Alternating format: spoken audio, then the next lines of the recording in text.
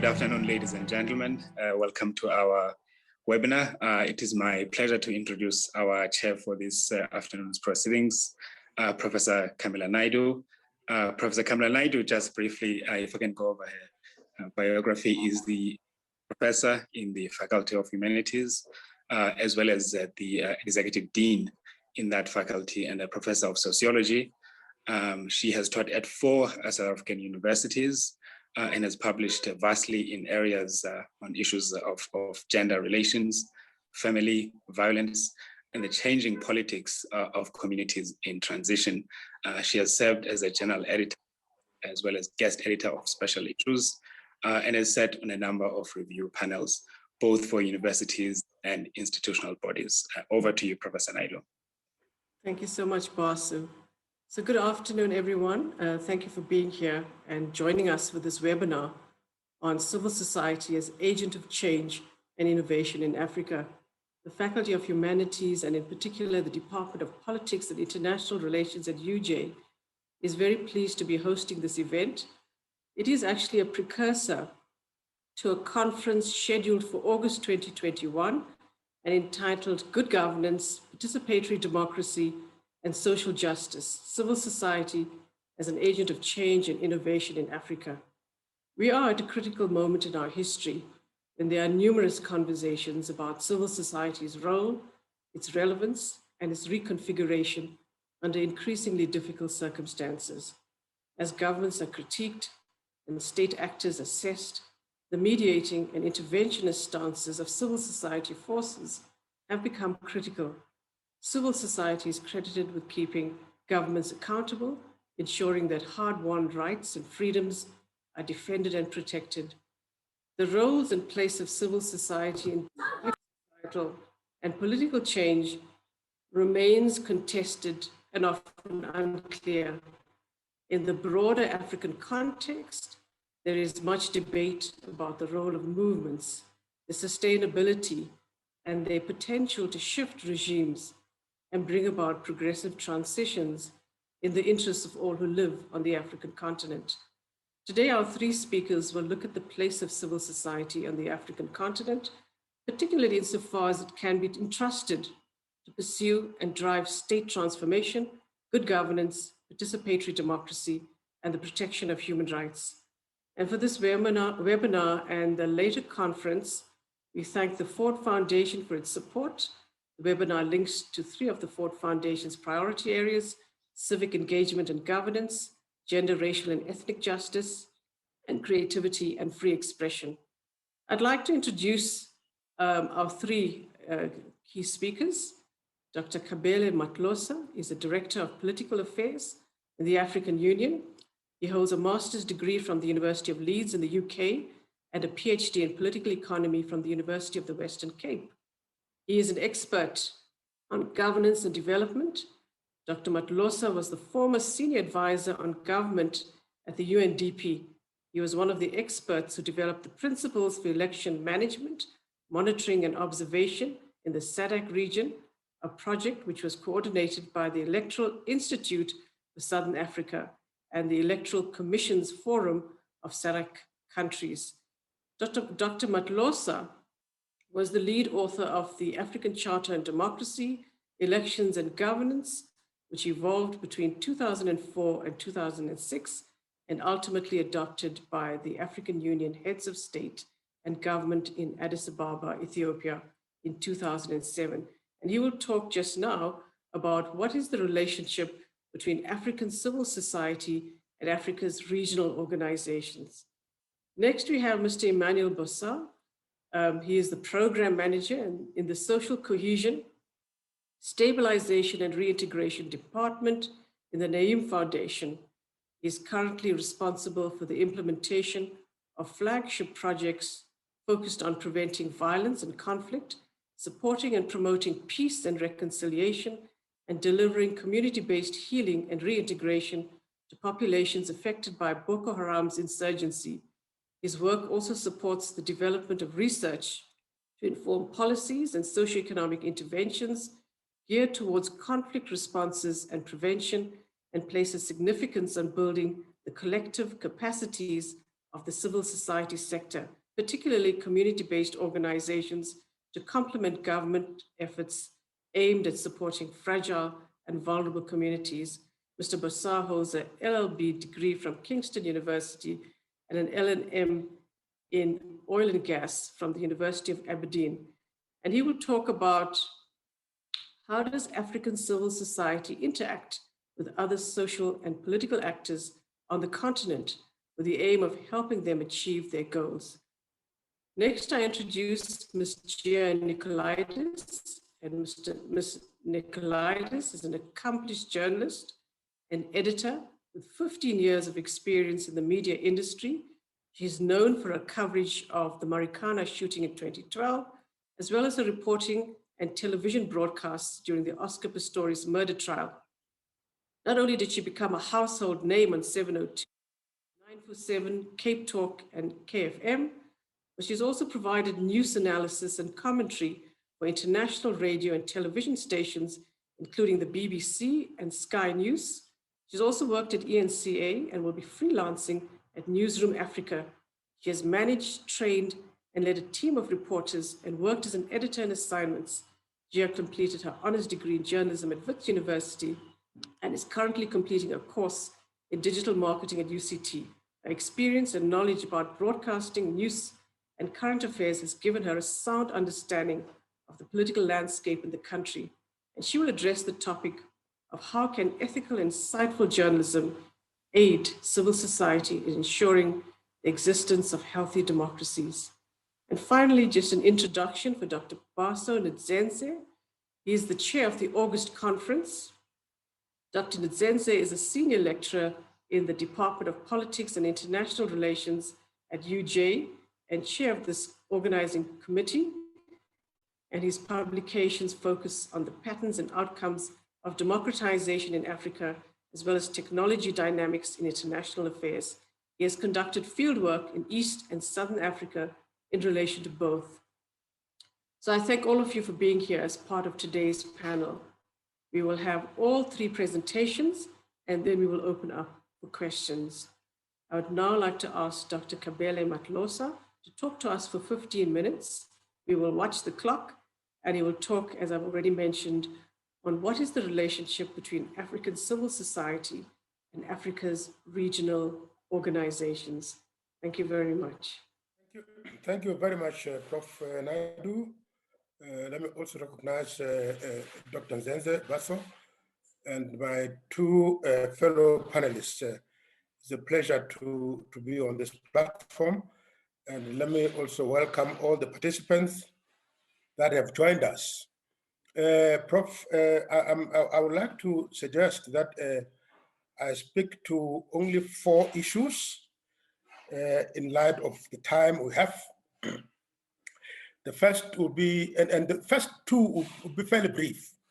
The first will be the concept of civil society itself. And I'll then go to the concept of regional integration, that's 2.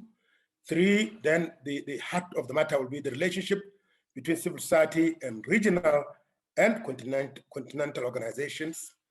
That is the heart of the matter.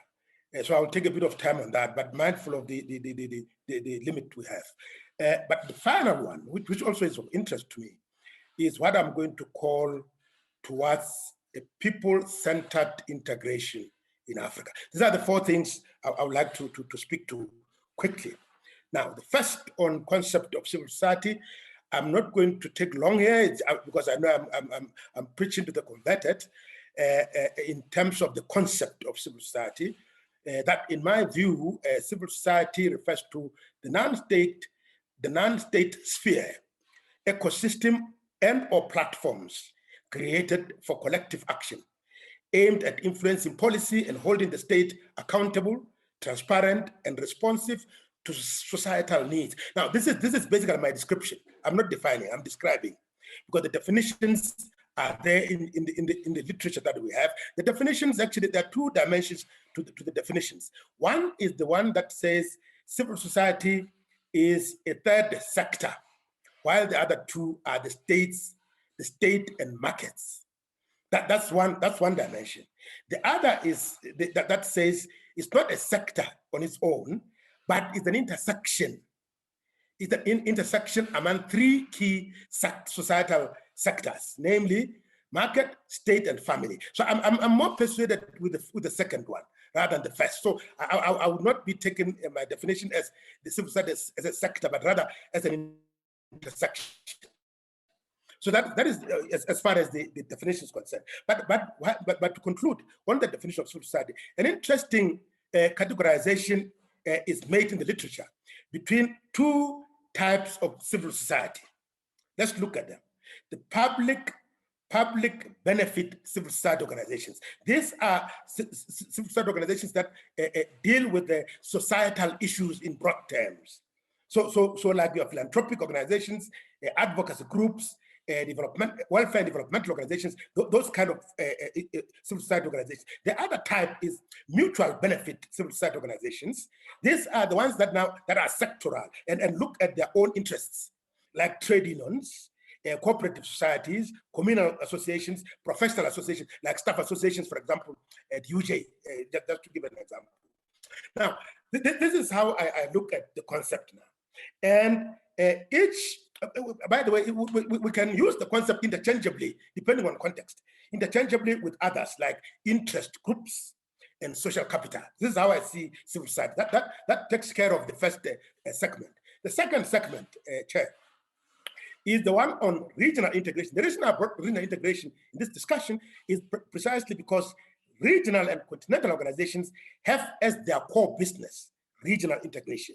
Now, we also have to make a distinction between regional coordination, regional cooperation, and regional integration. Oftentimes, they are used interchangeably, and I think that is not correct. Interstate collaboration has those three layers: coordination, cooperation, and integration. In the main paper, I'll make that distinction clear. So that is the cooperation part, the integration part. Now, at the continental level, it is the OAU, the Organization of African Unity, and presently the African Union, that have been spearheading integration at that level, at the Africa-wide level. Now, we also have this happening at regional levels. And at that level, we have what we call regional economic communities and regional mechanisms that are driving integration at that level. And we have 5 regions on the continent: Central Africa, East Africa, North Africa, Southern Africa, and West Africa. Chair. Now, just to conclude on the concept of integration, regional integration, and this is my interest now. This is an interest of mine. It's really close to my heart. There are typologies of integration. 3 typologies, basically. And you will see from those typologies, the one that we would say is more favorable to civil society engagement. You have state-to-state integration, and this primarily serves the interests of the political elite that are in control of the state machinery. That's number one. Then you have market-to-market integration. That now serves the interests of capital and corporations. So that's the second type. The third type is people-to-people integration. And this one is supposed to serve the interests of citizens, African citizens, all things being equal. Now, when you look at the continent now, as we speak, the dominant mode of integration is both state-led and market-driven. So, which means it serves the interests of a small category of elites, political and economic elites. And it does not serve the interests of the people because it does not embrace people-centered integration. Now, this is where now the space for civil society gets restricted because it is not, because the integration model we are following is not people-centered. But I'm making a case that civil society ought to play a key role in regional integration. Now, let's go to the relationships then between civil society and regional organizations. And as I said, this is the heart of the matter in terms of my presentation, Chair. Civil society relations with regional organizations, or you can call it regional and continental organizations, cannot be divorced, I want to argue, from state-society nexus at national level. And I think we will all agree today that, in fact, the state-society relations are in bad shape. And this situation has also been compounded by COVID-19 that has weakened state-society compact and the social contract that the state has with societies. The nature of civil society relations with governments at national level has a major influence on how these organizations interface with regional and continental organizations in advancing integration. At the continental level, during the OAU, let's refresh our minds. During the OAU, the interface between civil society and regional organizations was poor and at best non-existent. Sorry, it was poor at best, but non-existent at worst. Let me rephrase my thinking there. It was poor at best, but non-existent at worst. The OAU Charter of 1963 bears no reference at all to civil society's role in driving unity, integration, and prosperity. So let's be clear on that. And during the Cold War and apartheid, securocratic state centricism was so strong, and civil society had no place in policy formulation, implementation, monitoring, and evaluation. If at all, if there was, it was very restricted space. Only with the end of the Cold War in 1989, and at the twilight of the apartheid regime, did the OAU adopt the 1990 African Charter on Popular Participation and Development in Arusha, Tanzania. And this groundbreaking treaty was developed by the late Adebayo Adedeji, the renowned Nigerian political economist and pioneer of regional integration in West Africa, and in particular, West Africa in particular, and Africa in general. It was developed by him. And at the time, he was the head of the UNECA here in Addis, Ethiopia. It was only with the transformation of the OAU into the current African Union in Sirte, Libya, in 1999, that the era of sovereignty was replaced by the notion of sovereignty as responsibility. This was significant because then the establishment of the AU introduced a paradigm shift from non-interference in internal affairs of member states, which was the doctrine of the OAU, to non-indifference to human rights abuses within member states. This was significant, as I said earlier, because this shift was predicated on the history of massive human rights abuses. For example, in Idi Amin's Uganda, in Jan Bedel Bokassa's Central African Republic, and Samuel Doe's Liberia. So this was important, therefore. The most painful part of this dark history was the 1994 genocide against the Tutsi in Rwanda, claiming 1 million innocent lives. So these were historical precedents that led to the opening up of the AU as against the OAU. Article 4H of the Constitutive Act of the African Union, Chair, gives the Union the right, and I quote, to intervene in a member state pursuant to a decision of the Assembly in respect of grave circumstances, namely war crimes, genocide, and crime against humanity. As the AU jettisoned the doctrine of non-interference and embraced the one of non-indifference, increasingly the space for civil society engagement was opened. So this is how then the transition from the OAU to the AU was important as an opening for civil society engagement at that level.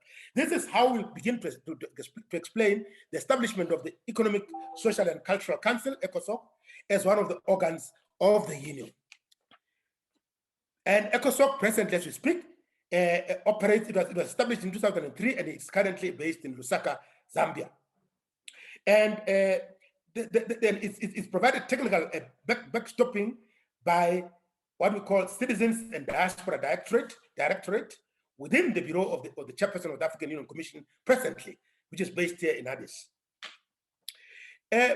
Progressive as the ECOSOC establishment was, the 150-member body faces a number of challenges, and I'm not going to go through all these. The two that I want to highlight are, one, that it is not purely a civil society-led process. It's a government-led process. So the ECOSOC is an organ of the AU, which is an intergovernmental body. So it really fails to become truly civil society in the real sense of the term, right? So that's critique number one. Critique number two is the restrictive eligibility criteria for civil society organizations from member states. That there's this insistence that they have to have 50% self-financing.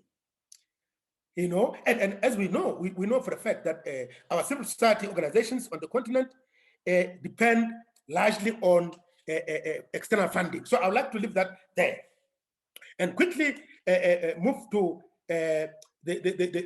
just summarize the regional organization component that in West Africa, East Africa, and Southern Africa. That's where we see a dynamic interaction between civil society and regional organizations. But in North and Central, that is non-existent. Now, let me conclude with a couple of remarks on people-centered integration. Here, I want to make 2 points.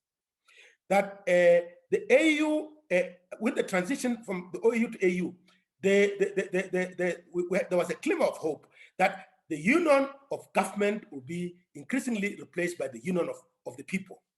And that has given us hope. Now, civil society has to play that role now. And there are 2 areas where I want to recommend, and this is my last point.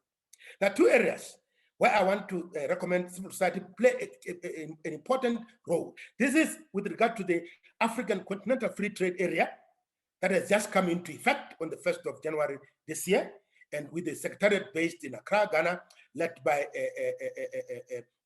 the Director General Samkele Mene, who is from South Africa. There. Now, that's one area where the civil society has to play an important role. The other area towards people-centered integration is that of pursuing the implementation of the protocol to the treaty establishing the African Economic Community relating to free movement of persons, right of residence, and right of establishment.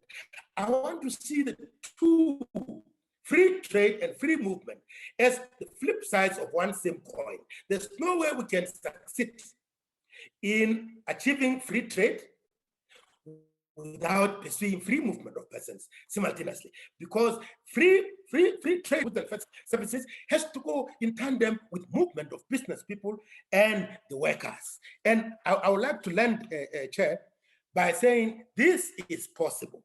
You know, and I want to end with Mandela's quote that it always, and I quote, it always seems impossible until it is done. And I would like to argue and encourage civil society that people-centered integration through those 2 platforms, free trade and free movement of persons, is possible and it can be done. I thank you, Chair. Thank you very much, Dr. Matlosa. We will now have Mr. Emmanuel Bossa, and he will talk about African civil society interaction with social and political actors on the continent. Thank you very much. Thank you very much, and good afternoon to every single person. I hope you can see me very well. Unfortunately, I have to move my location in the interest of making sure there isn't too much noise in the background. So my name is Emmanuel, as was mentioned. I work for Neem Foundation. I thank the University of Johannesburg for the opportunity to be part of this engagement. I want to specifically thank Dr. Bossa and Sven for all the support they have provided in getting to this point. The topic I've been given is something that's very dear to my heart, and I think it's something that increasingly within the Nigerian environment, but also widely speaking, we see the influence and the impact of civil society as agents of change. Before I get into what I have to say today, I wanted to quickly start on a quote from Nelson Mandela, as the previous speaker had ended with, a similar quote. And he said this a number of years ago: if we want any significant development, we must co-opt civil society. And I think for me, that is the foundation of something very important, particularly within the Nigerian environment, that we have seen the impact of civil society in supporting social change and development. So for a very long time, civil society has been recognized as an important part of society, and community units at the smallest levels. In developing countries, especially within Africa, where many states are struggling with integration, are struggling with governance within local contexts, civil society has provided relevant mechanisms and structures that are necessary for citizens, especially in far-to-reach communities and mostly ignored communities, to address the challenges that they face, where government impact has been difficult and hasn't been felt as widely as it should. For the purpose of this presentation, I want to narrow my conversation in some way. I want to explore areas where civil society has pioneered change, contributed to change, and continues to influence change to today. And we'll look at also elements of innovation in specific areas using Nigeria as a case study. And some of these areas will cut across security, education, and also just social development in general. The African continent itself faces a multiplicity of challenges today. And in terms of some of them are social problems, some of them are political problems, which essentially continues to be exacerbated by things like the economic challenges that we face today created by COVID. With government failures and issues of corruption, for instance, with low capacity of government to deliver the dividend of good governance, many local communities are disconnected from governance. And that has created some of the tensions that we see spill over into violence in certain communities across the African continent. And some of them have also created intersections between insecurity, conflict, and instability as a whole. The presence of these challenges and the lack of government presence and the lack of government response to some of these challenges have created an environment that breeds mistrust, despondency, and ultimately a reliance on essentially whatever means is necessary to be able to achieve survival. And that is a problem that we see in Nigeria today, particularly within the Northeast and the Northwest of the country. We have seen this play out time and time again in communities in Nigeria. The militancy in the Niger Delta, for instance, is one clear example, which is born out of the failure of government to respond to the environmental challenges that have been created by the activities of oil companies. Now, those unchecked activities have obviously led to significant damage in terms of livelihood, has created a health crisis, and has created a cycle of destitution for many communities that has now resulted in the emergence over the last, 10, 15 years now, of violent armed groups, which continue to affect economic and social development, particularly for that region.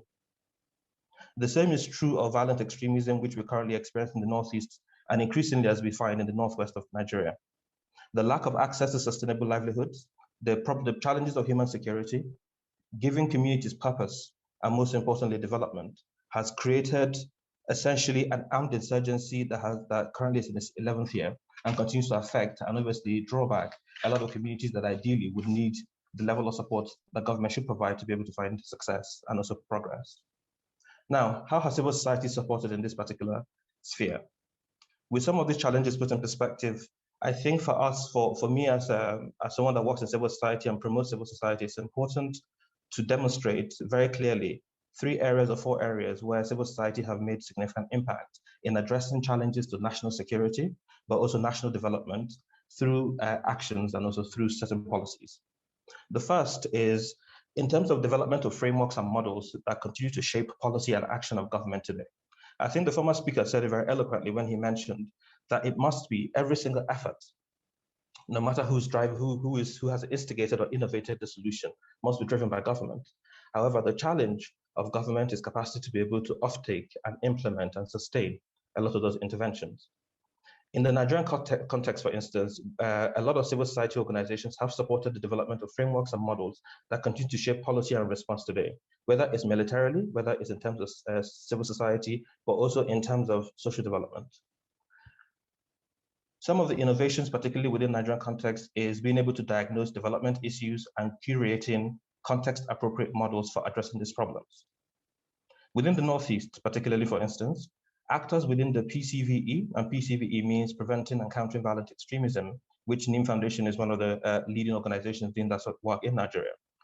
Within that space, we have organizations like ourselves, another organization called the Center for Democracy and Development, who have essentially established frameworks and also implemented and documented models for conflict response and transformation.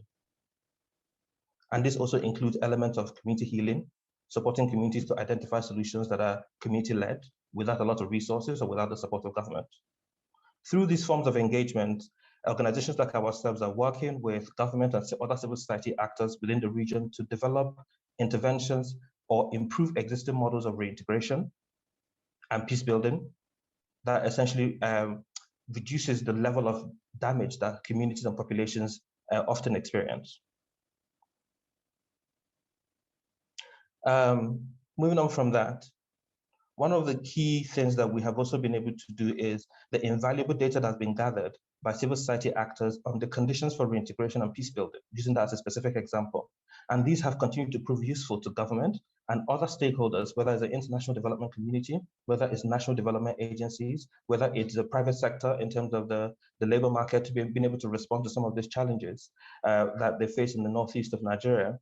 And all of these have proven very useful in helping to plan interventions and helping to plan responses that ultimately bring to a close, or rather minimizes conflict in the region. Moving on from that, the second thing that is very key that I think civil society has been so important in achieving has been shaping a policy that often influences government response in the sense of where they plan resources, how they demonstrate the level of importance to certain issues in the country. And then thirdly, very quickly, just moving on from that, keeping an eye on time, it's also the influence of civil society in enhancing the capacity of key government actors to deliver the mandate of democracy, but also good governance in line with best practices, but also in line with human rights. And one of the key things we find is that across many African countries, Nigeria is no different from this. We find challenges with adoption of technology, with challenges with innovation, and also evidence-based approaches across government agencies, departments, ministries, and these have held back some of the potentials of the successes that could be recorded by government in terms of supporting communities, and also affected their mandate to be able to promote and deliver development. The third is the issue of behavior change. One of the key things that civil society has been so good at achieving has been achieving behavior change relative to to particular issues that are of significance to the health and the well-being of populations. One of the key things has been, for instance, promoting behavior change in relation to human rights through advocacy, achieving behavior change through access to HIV services, but also addressing through advocacy issues of stigma around HIV, which has made it easy for people to get access, vulnerable people to get access to essential healthcare support. The third is issue of gender-based violence, which we see increasingly created by the COVID-19 crisis across many countries, not just in Africa, but across the world. We find increasingly a lot of civil society action taken in relation to highlighting the challenges, but also the responses to GBV across different parts of the world has been instrumental, whether it's the government, whether it's the other civil society organizations, whether it's to the private sector, in terms of through advocacy to make sure that they pick up the gauntlet in terms of where the gaps exist in social and economic development in the country, but also in terms of transforming communities and giving communities the influence they need to be able to take charge of their own future. Beyond that, I think also civil society has been incredibly supportive in improving responses to development challenges. The third is that they've been able to amplify the achievements of government, and this is something increasingly we find within the Nigeria context, where there is a substantial challenge with the credibility of government. Civil society has been very instrumental in supporting government to amplify some of the work that it's doing, to make sure that the populations it serves also understand where to support and where to obviously hold them accountable for failures. And this credibility is very key because it improves public trust in government, which in a lot of African countries remains very low. That's why we see challenges with election turnouts, where elections are held and people challenge these elections because of the challenges of credibility and institution building. On these notes, I will say I will end my presentation, and these are the key parts of the contributions I wanted to make.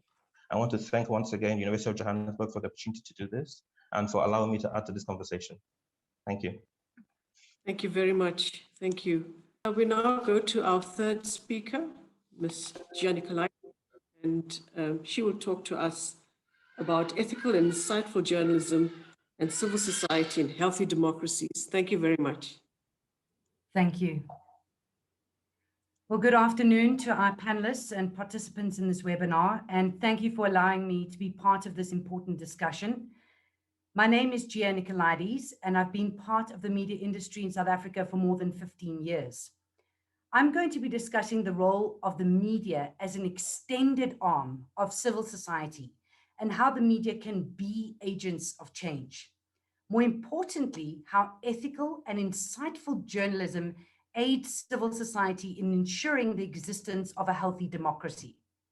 So the primary role of the media is to accurately report on current affairs and events and objectively summarize this information for members of the public. The media also acts as the voice of the public, and the media is the watchdog of society. And while this is a well-known fact, what does it really mean? Well, it goes beyond reporting the information.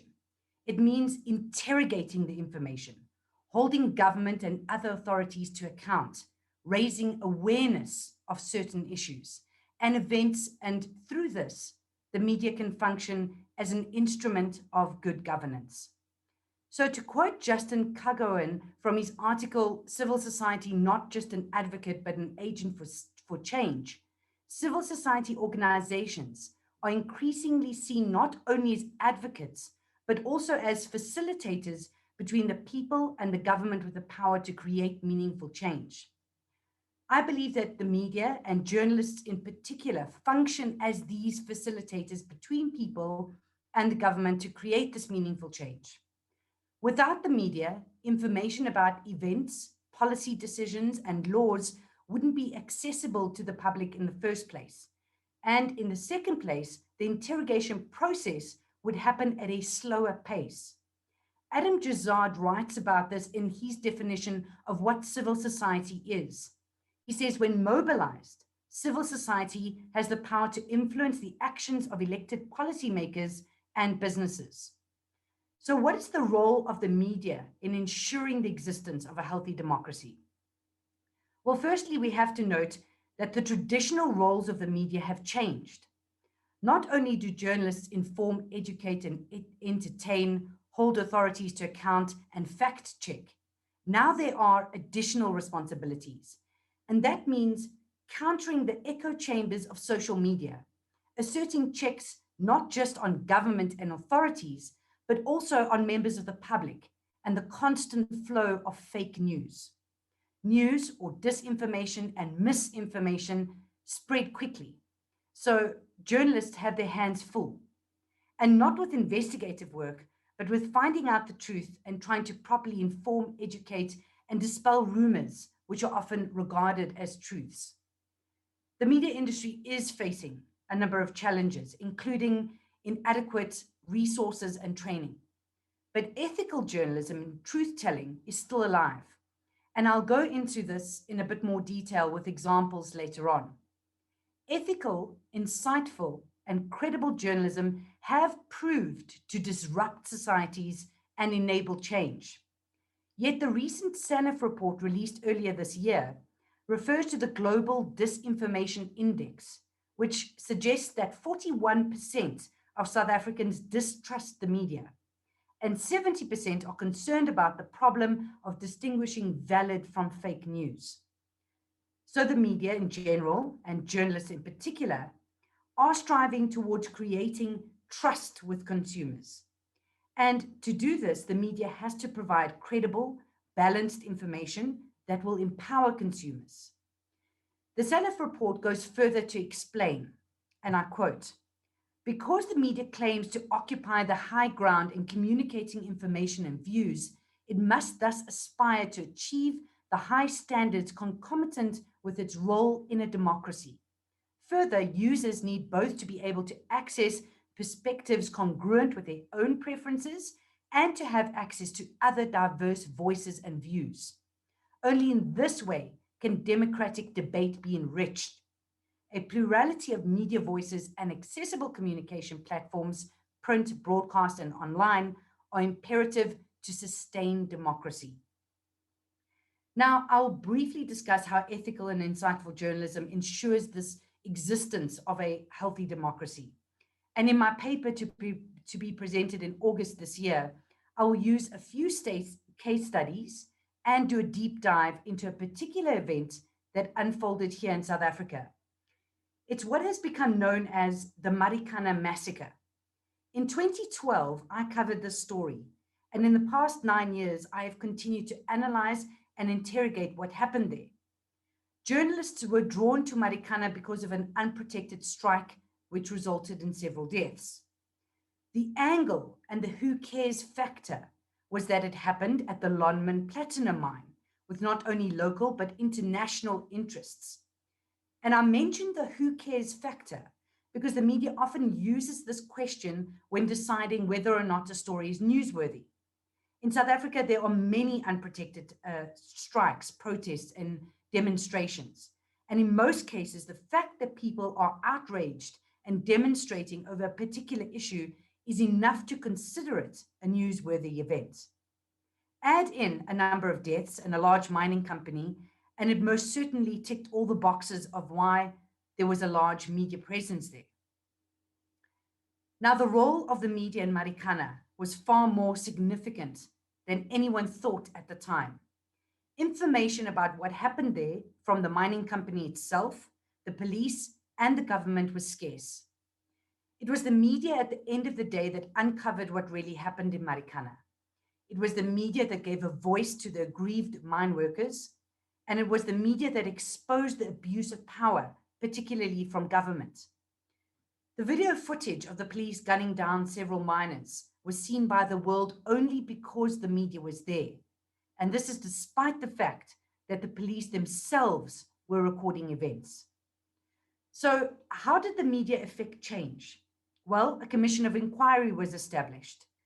And while the effectiveness of commissions of inquiry can be debated, the inquiry uncovered more information about what happened in the lead up to this mass shooting, which left 34 miners dead. The inquiry appointed to investigate the incident also requested that a panel of experts be set up to revise and amend public order policing policies to ensure this never happens again. Now, while that report with a number of recommendations has been completed, it's still in the process of being implemented.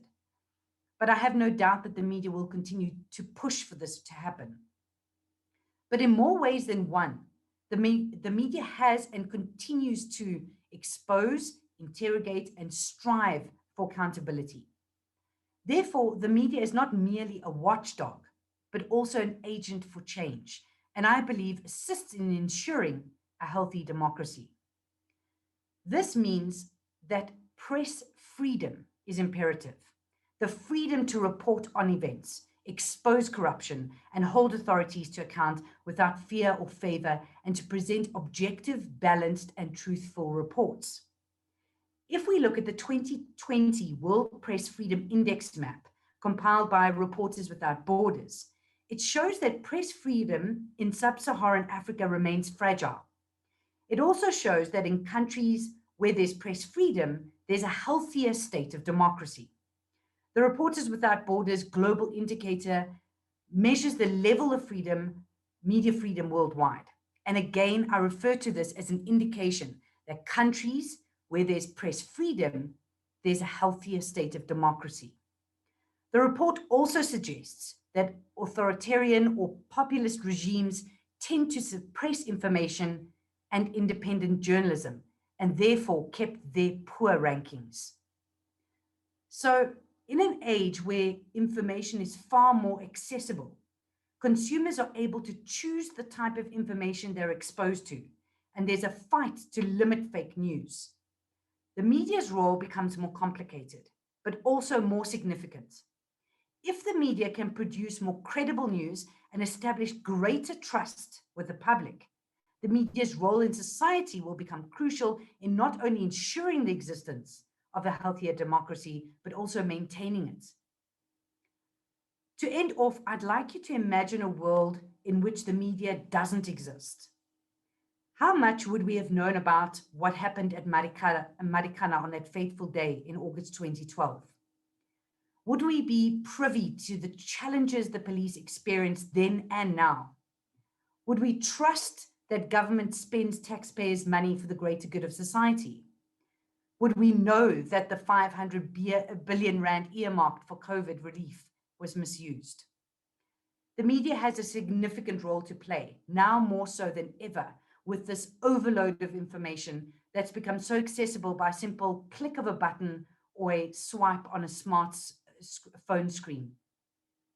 The media's job is to ensure that the public has all sides of the story presented to them, accurate, factual information. The media's job is to scrutinize information and break it down so that the public knows, for instance, what Minister Tito Mbowene's speech really meant and how the budget affects them. The media's role, my role as part of this industry, is to empower people with information, which can enable change and sustain democracies. Thank you so much for your time. Thanks to all our three presenters. I'm going to open up for questions. I'd like to take your questions. I see we have one question, but I think other questions, feel free to include them in the question and answer. The first question is for Dr. Khabele. Thank you so much for this presentation. The Asimbo asks, my concerns around the applicability, effectiveness of the idea and the project of the African Free Trade Area and movement of people, while open genocide of Congolese people has been running for so many years now by Congo's neighboring countries such as Rwanda, Uganda, and Burundi. This is a big shame to us, the so-called African intellectuals, and we should just keep quiet. Do you want to try and address that? Let me answer it briefly in three ways. First, Chair, I will appeal that if we want to have faith and trust in civil society as an agency for change, as an agent for change, as the last speaker said, I think it will serve us well to adopt an attitude that I will call Afro-optimism, and move away from Afro-pessimism. Because I'm saying this because I sense some amount of pessimism in the question. So I would like to appeal that I think it's better to adopt even cautious optimism of sorts. Then we'll get somewhere. That's number one. Number two, Chair, is that I think the question is essentially saying, can we achieve free trade and free movement of persons with all sorts of conflicts that have engulfed our continent? And my simple question, and he makes example of the others, of course, in a specific case. My simple response is this: that of course, there's no way we can pursue integration on its own. And as I said, I prefer people-to-people integration because it's meaningful to citizens. Not necessarily, saying that state to state and market to market should not be pursued, but let's pursue the three simultaneously. But then I want to say in response, you pursue that while at the same time ensuring that through the African Union, through regional economic communities, through member states of the AU and regional economic communities, you also pursue the idea of peace, security, and stability. Because there's no, one cannot succeed without the other. Peace and security, or rather, let me put it this way: integration requires peace, security, and stability. So that should be an imperative. So it's not either or. We need to pursue these two agendas simultaneously. Finally, Prof, I think that we also need to appreciate that the AU, if I may talk for the AU briefly, is also mindful of the challenge of conflicts, violent conflicts in particular on the continent. That is why we have the agenda of silencing the guns. It may sound idealistic, but there's that project of silencing the guns on the continent. It's also a flagship project of Agenda 2063, the same way that free trade is a flagship project of Agenda 2063, and free movement of persons and the African passport is also a flagship project of Agenda 2063. So we need to pursue all these agendas simultaneously. I would like to submit, Prof. Thank you. Thank you very much. There's another question from Vicky Graham. Vicky, perhaps you could ask it. Yes, thank you very much, Prof. So I wanted, can everyone hear me? Is it all good? Yes, all good. Okay, thanks, Prof. I wanted to thank, first of all the panelists for their really thought-provoking topics and discussions, and I can't wait for the papers in August. But I'm going to ask you a slightly unfair question, so I hope you forgive me, and I don't hold you to the answer, but I want to ask you, I really want you to stretch your minds and tell me what you think. That this is actually referring to what Dr. Matlosa talked about when he said the state-civil society nexus, this relationship, has been historically quite poor in the past, right? And I mean, this, I think we all know this to be true. So I want to ask each of the panelists, if we woke up tomorrow and COVID was gone and the world was perfect, what one thing do you think needs to happen for the relationship between state and civil society to improve so radically that we can actually work together to improve and develop faster? So I know I said it was an unfair question, but I'm just interested to see what you might say.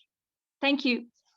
Thank you very much. Dr. Matlosa, since you have the floor, would you like to just think about that one thing and address it, and then I'll go to the other two panelists. Yes, thank you, Prof, and thanks to the professor who asked the question.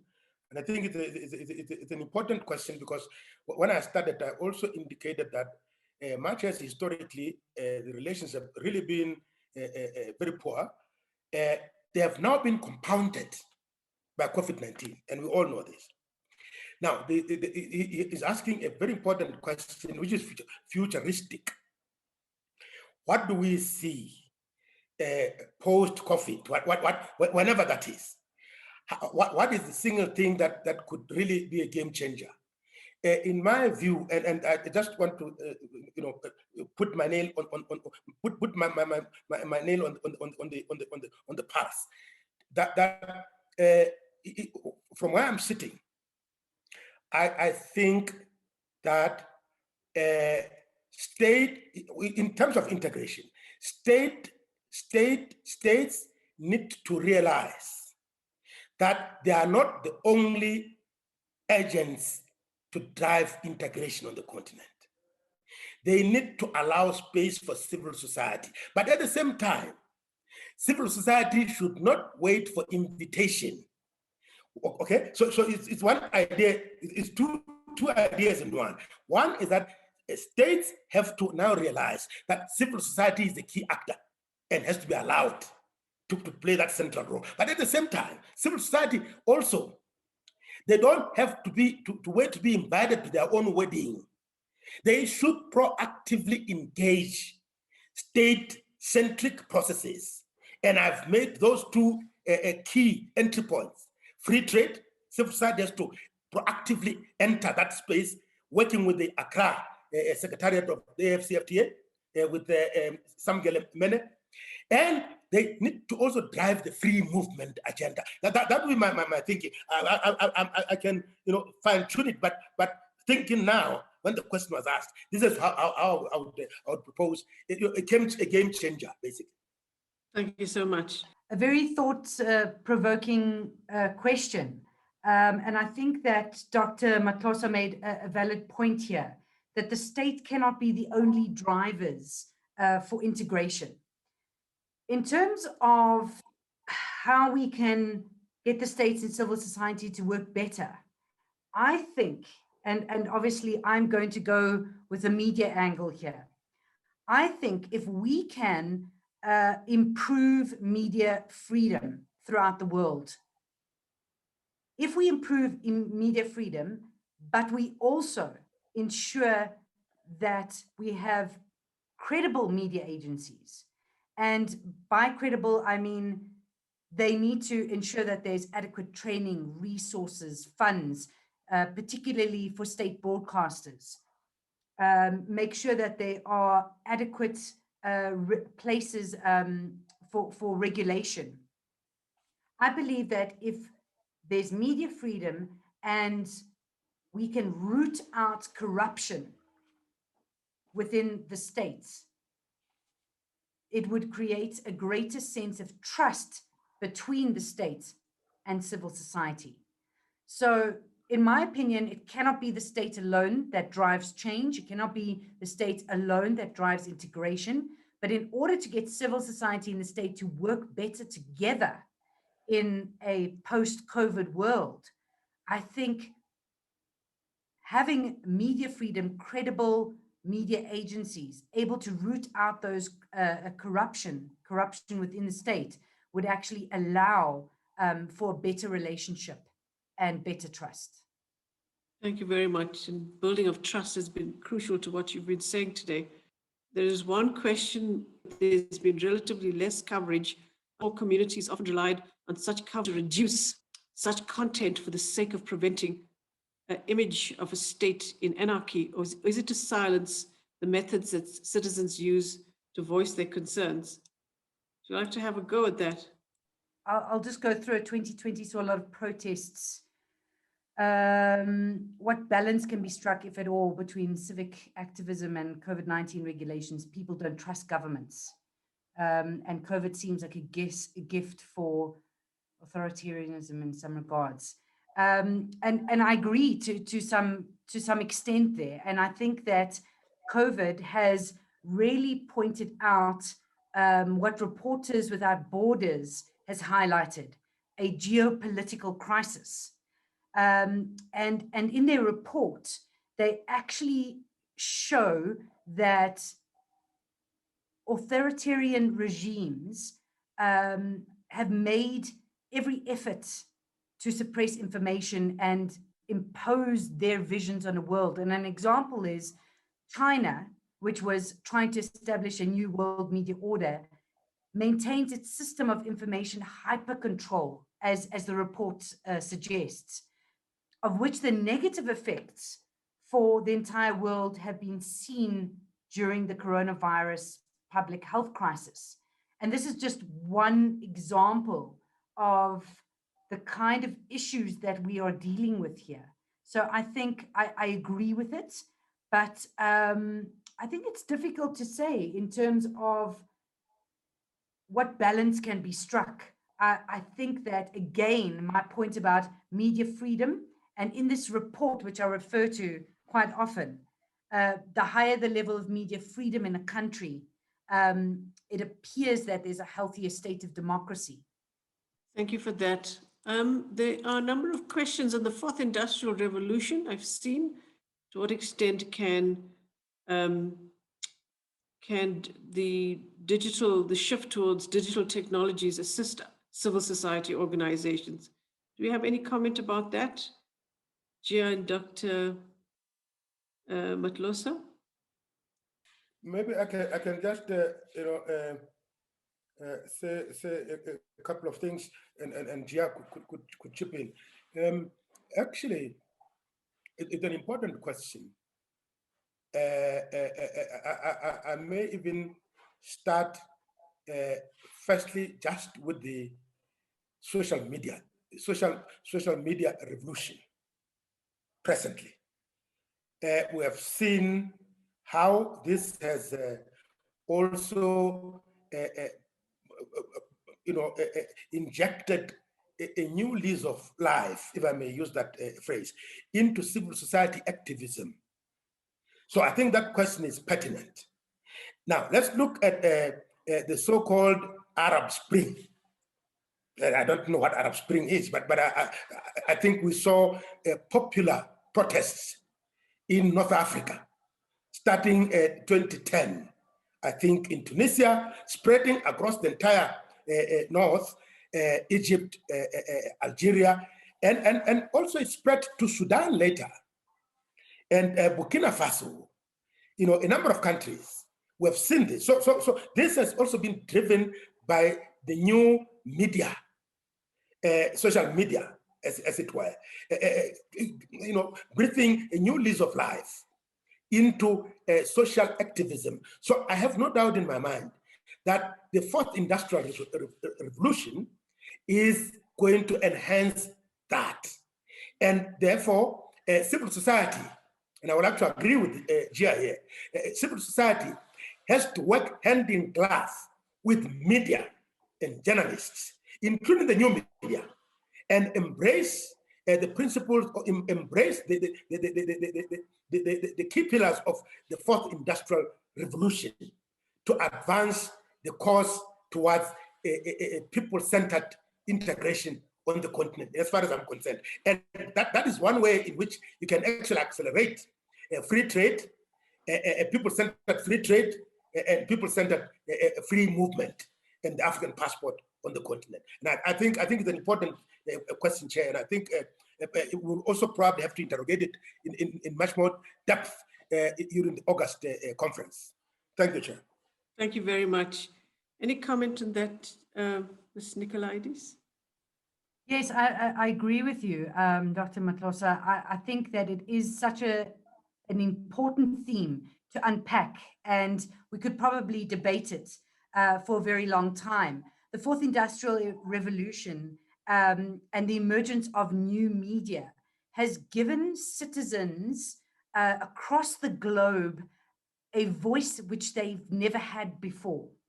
Not only can they put out their opinions, they can question authority, and they can organize on a scale that wasn't seen before. The issues that creep in is that with new media, there comes a point where the states, governments, authorities, etc., actually feel, in a sense, threatened. And we saw this in Egypt, where accusations of fake news were used as grounds for blocking access to websites and web pages and withdrawing accreditation. So while there is this freedom in terms of citizens being able to mobilize and become social activists in their own right, I think that it has caused some form of anxiety for states and governments, because it's something that isn't as controllable as perhaps traditional forms of media. But you're right in saying, Dr. Matlosa, something to definitely debate and unpack during our conference in August. Thank you very much for that. I'm going to go on to some other questions now. One is from Andrea Dutoy, and she said, thank you for the presentations.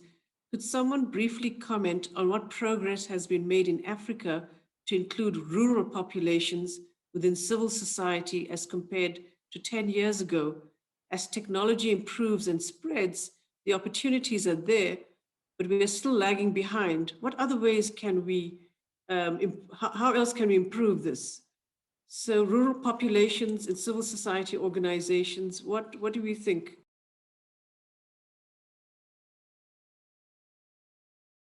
I'll just make a short comment, and perhaps one of the other panelists could come in here.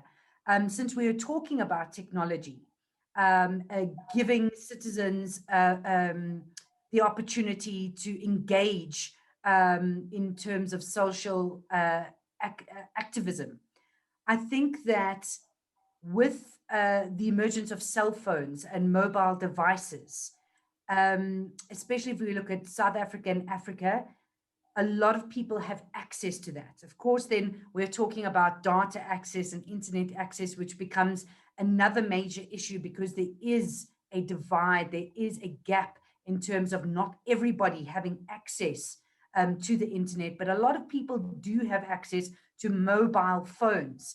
And I think that that is a way, perhaps, that we can look at integrating rural society, if we are able to communicate with them more. In terms of communication, if we are all on a platform or a similar platform where this exchange of information can happen, I think that we would be able to better integrate rural society. Any thoughts? Thank you for that. Dr. Matlosa? Yeah, yes, Prof. I think I agree with Gia, 100%.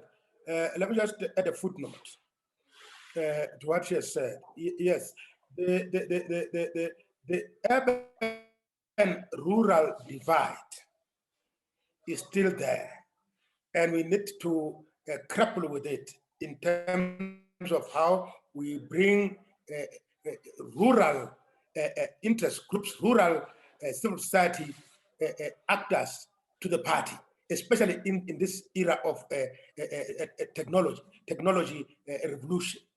Now, Gia is right.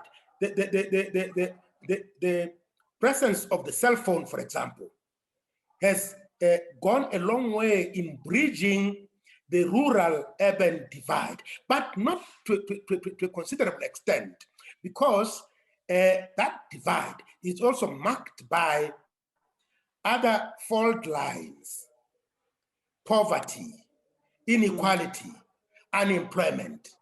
And those hit hardest the rural population. And let's remember, in Africa, the largest proportion of population is in rural areas.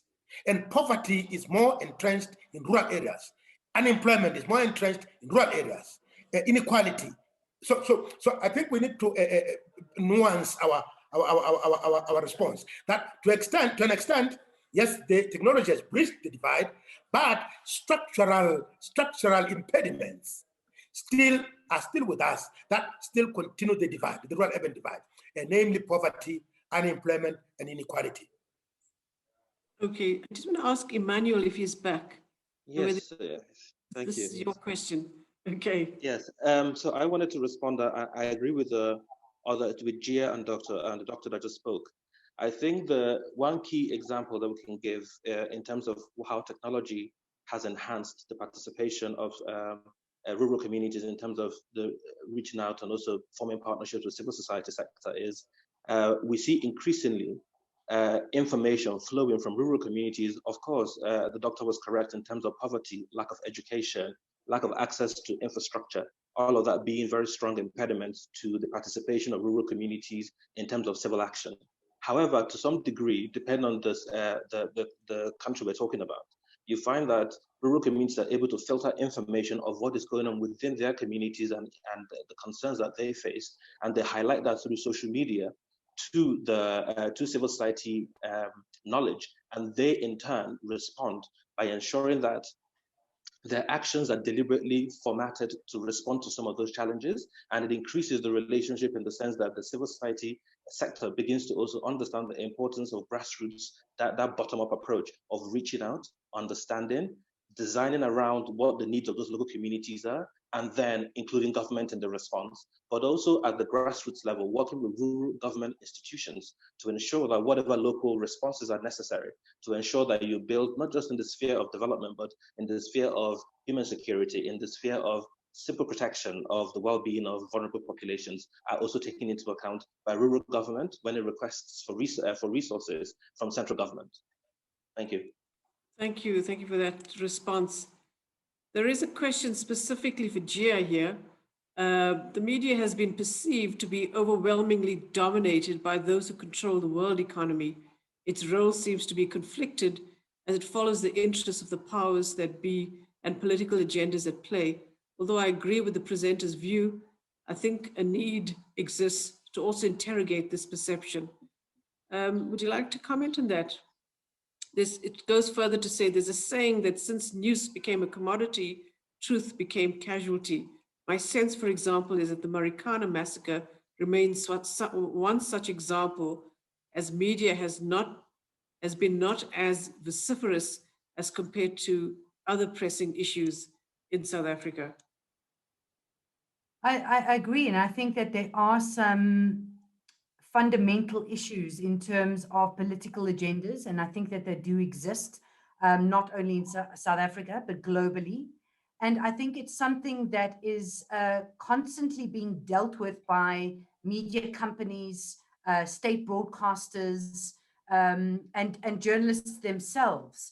It's about having the adequate resources to actually interrogate and go deeper in terms of actually questioning and holding these authorities to account.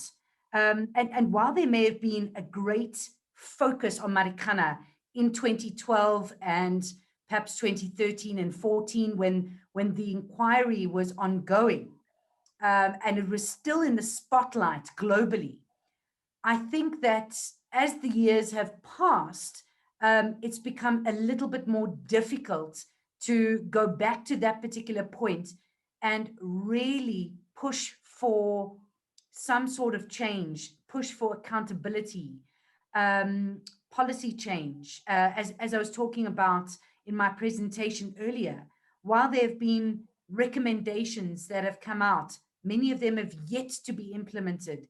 Many families have yet to be compensated. A lot of answers still, and we are 9 years down the line.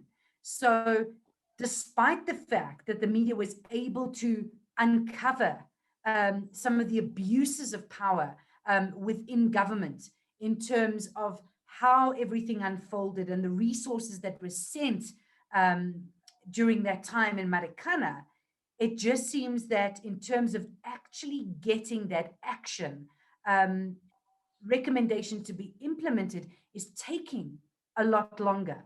And yes, on part of the media, it means about consistently pushing for those answers.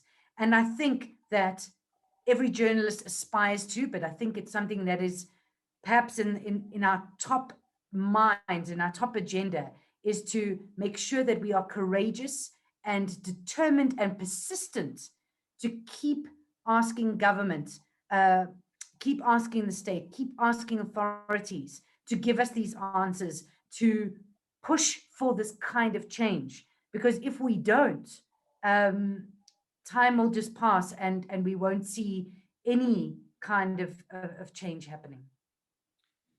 Thank you for that. There's another question for you, Gia. And maybe it follows the response that you've given. And the question is, media is a very good tools to advance the cause of change around Africa, but how come we can notice complete silence of medias around hot issues such as wars and genocide in east of DRC? I think it really comes down to, again, media freedom, press media freedom. And if we look at that report that I've referred to, I think it goes into a lot more detail in terms of what's happening in different African countries. Number one, are journalists supported in the same way that they are here in South Africa? Are they supported in the same way, for instance, as they are in the US or Norway, which tops the list, the index in terms of media freedom? Support structures, infrastructure for the media is so important in order for these stories to be told, in order for these stories to not just be told, but to be interrogated. So I think there are a lot of questions there in terms of why we haven't dug deeper in terms of certain issues, as the question may have answered. And I think with regards to technology, just as a comment on the side here, while technology and my fellow panelists have alluded to this, while technology has bridged the divide for so many African countries, I think that during a time of COVID, for instance, we've seen how, in fact, that divide has just been widened. And I will give a very simple example here of what's happened in South Africa with the matric results of 2020. We saw that the IEB matric results were fantastic, and private schools actually coped a lot better without having face-to-face schooling because they had access to Google Classrooms and online lessons, whereas government schools in South Africa didn't have that kind of accessibility, and we saw the matric pass rates drop. But that's just one example. So while technology has pushed us to a point where we have more access to information, we must remember at the same time that the media, not just here in South Africa, but in Africa and the world, we've got shrinking newsrooms. We've got many media companies changing the way that we actually tell news. So, for instance, a journalist who may have simply just focused on print news now has to also look at social media, multimedia. Their tasks have increased, the newsrooms have got smaller, and there isn't enough budget in terms of going into training. But I think that that's an ongoing issue for us to look at. Thank you so much. I've got a few more questions, and I think Mr. Emmanuel Bossa, I'd like you to answer some of these additional questions. I hope we can still hear you. The first question is from Tula Dlamini. To what extent do you think Africa has prioritized the health of its people and associated elements such as accessible housing, equitable wages, are examples of priority projects on this issue at the level of the AU beyond the vaccination of its people? I think that's a very important question. The response to that is that the level of effort and the level of understanding, which is evidence-based by government across the African continent, is incredibly low. The level of investment, as we see, if you look at the budget, the 2021 budget, for instance, let me use Nigeria as an example, its budget on healthcare in the midst of one of the largest public health crises we've had globally. The healthcare budget actually shrunk slightly as it had compared to the year before, because they had increased investment in counter-insurgency operations and investment in the military, and in defense spending more generally. So of course, that in itself shows that there is a level of, on the part of a lot of government, lack of focus on what matters the most in terms of securing the well-being of populations. And these are some of the things that are now being addressed, especially in light of COVID. Looking at vulnerable groups like women, looking at young children, looking at the elderly, and in terms of care, provision of care, looking at issues of housing and also economic sustenance for day wage earners, and all these different things, and the lack of a social safety net within the African continent as a whole. Obviously, some countries are doing better than other countries, but universally speaking, it doesn't exist as you would find in other developed countries. So how do you then provide for a population who are in desperate need of support at a time like this, and enough governments within the continent are paying lip service to it, but in reality are not investing in real people's needs on a day-to-day basis? Thank you so much. There's another question here. It's from Michael Jana. My name is Michael Jana, and I teach political studies and development studies at Wits University. My question is, considering that a significant part of policy-orientated civil society organizations in Africa, NGOs, often funded by non-African organizations and countries, and are often projecting agendas of these non-African agents and are accountable to these non-African agents, to what extent can we trust that such civil society organizations can bring meaningful change to Africa? How can we facilitate civil society organizations that are accountable to Africans and drive the African agenda? I think that's a very, very important question. And I'll tell you why. I think across the civil society space within Africa, this is a key challenge that is faced, because typically you find foreign governments, international development agencies that choose to fund CSOs, and they often have specific agendas around understanding essentially the country and certain information relative to the stability of that country. However, I think one of the key things, if I can use my organization as an example, one of the key things that must happen is it's important to never lose sight of the reasons why civil society was founded, the civil society organization was founded, in terms of the work that it does. So for instance, in as much as there are risks and you find in some communities, the level of uptake in support from national civil society organizations funded by international agencies is very low, is the issue of trust. Because if you look at issues of mortality rates in terms of birth spacing, in terms of HIV, and you want to go, and even in terms of, in terms of polio eradication, and using Nigeria again as an example, there were substantial challenges with convincing communities to work with these sorts of the CSOs that were funded by the USAID, for instance, or international bodies. However, what must happen is the clarity of why a civil society organization chooses to function must be made clear to the population it serves. That is very key. Secondly, the issue of transparency, which doesn't happen enough within the civil society space, to make sure that those, not just the communities they serve, but also government or that institutional stakeholders understand what they stand for and also share the information that they pass back on to those who fund them. But increasingly, and I think what must happen is, and it's funny because in Nigeria, this is a debate that is going on now.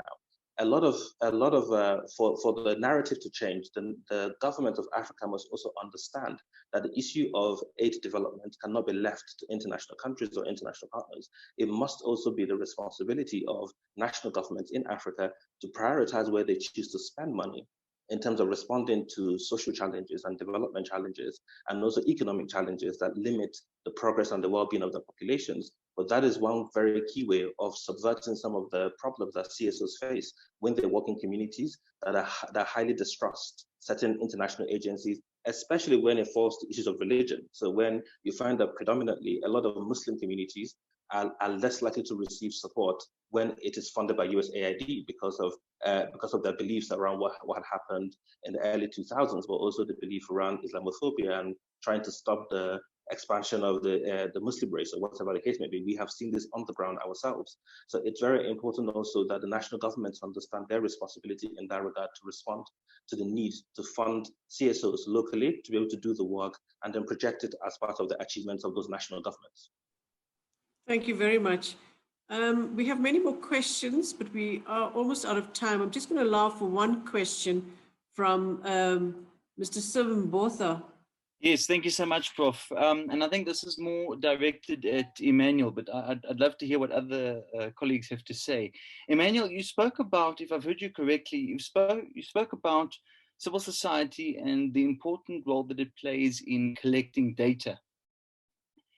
Now, my research, which focuses on evaluation in Africa from a CT, CVE, PVE standpoint, as you know, has indicated that sometimes governments don't always come on board with these evaluations. And we've also seen similar studies undertaken in Rwanda with the tea production industry. So it's sort of an issue that comes or cuts across various sectors in various parts of the continent. This whole issue of needing to accept evaluation results for what they are. But I'm just wondering, if civil society is so good at collecting data, which it is, how do we go about making sure that that data is presented in a meaningful and, dare I say, accepting way, so that we have more buy-in from those governments when it comes to sometimes presenting results which can be hard to swallow, if you know what I mean? Yeah, I think number one, the quality of the data collected is very key. So in terms of the methodology of the collection of the data, that is very key.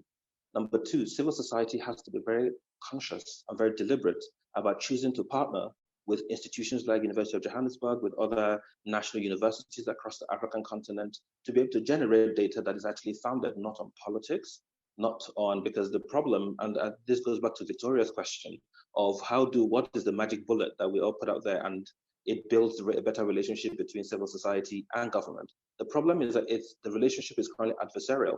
It's currently, and the government views civil society as the enemy. So sometimes when data comes directly from civil society, it's seen as deliberately designed to make government look bad, rather than find a way to integrate the relationship and learn lessons from the data and then act based on the data. So credibility would come when we begin to bridge this gap, number one, when we begin to institute capacity across the entire industry in terms of the civil society industry to actually domicile this research in such a way that beyond just government also, like the business industry that respond to some of these challenges and how they market and how they produce products that respond to the needs of vulnerable groups, also, and services for vulnerable groups, also understand or rather find value in this data to be able to use it. I wonder if that answered your question. Yes, thank you. Thank you. Thank you very much. I think, colleagues, we will have to end here. And so I'd really like to thank our three speakers, Dr. Matlosa, Mr. Bossa, and Ms. Nicolaides. Thank you very much. You've raised a number of critical, important issues. We have thoroughly enjoyed your presentations. And thank you to the audience that have asked important questions, some of which we haven't quite addressed here, but we will forward those questions to the conference organizer, and we will think through these issues in the light of the forthcoming conference, Civil Society as Agent of Change and Innovation in Africa. So I'm going to ask Dr. Baso Nzenze to come in and offer his final comments. Sure. Thank you very much, Chair, for the opportunity to recognize as well as to express gratitude to a number of critical role players who have made this afternoon's proceedings possible, as well as to share a few items pertaining to the August conference.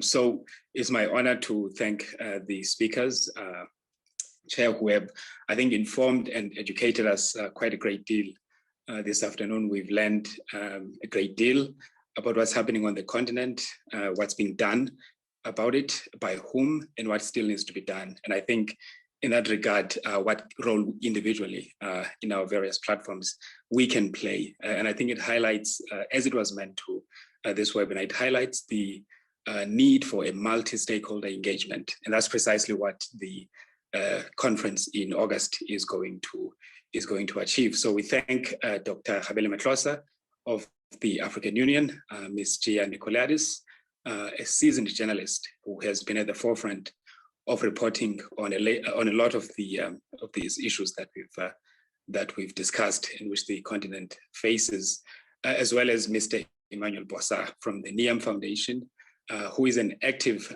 role player on the ground, working to bring about social cohesion in Nigeria and West Africa. Our speakers, as you will have noted, come from different worlds, so to speak, in terms of their day-to-day work.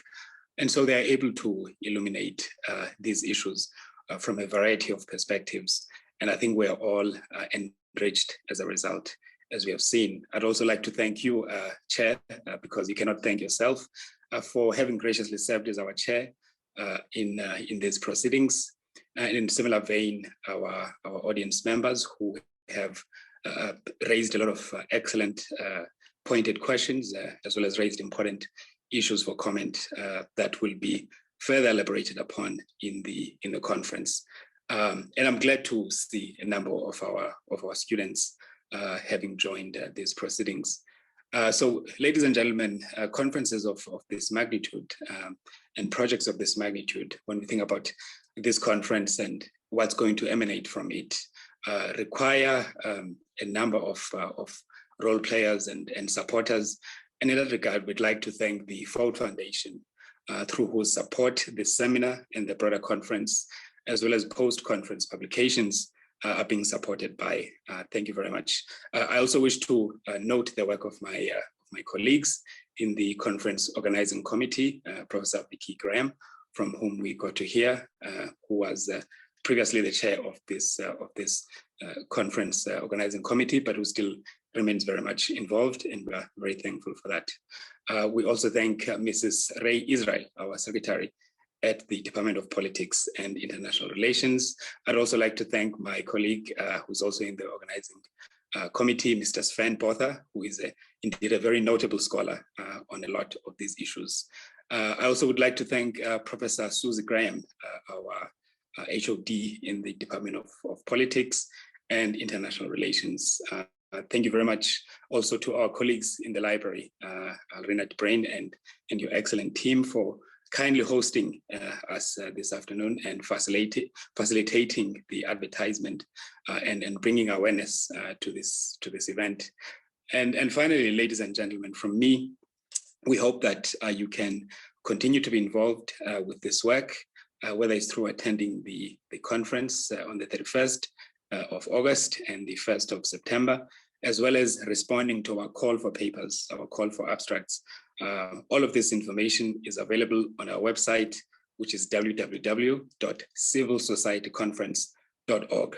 We're going to enrich it with more information also as we lead up to the August conference. So that's www.civilsocietyconference.org. And our call for papers is, we encourage inputs and submissions, and not only from scholars, but also from civil society actors, very important stakeholders. And of course, this video, this afternoon's proceedings will also be up on the website for those who may wish to revisit some of the points shared and some of the insights which were presented today.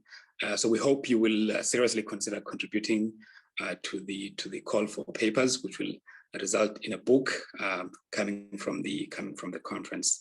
And in that note, ladies and gentlemen, thank you very much, and we hope to see you in August. Thank you very much. The University of Johannesburg, the future reimagined.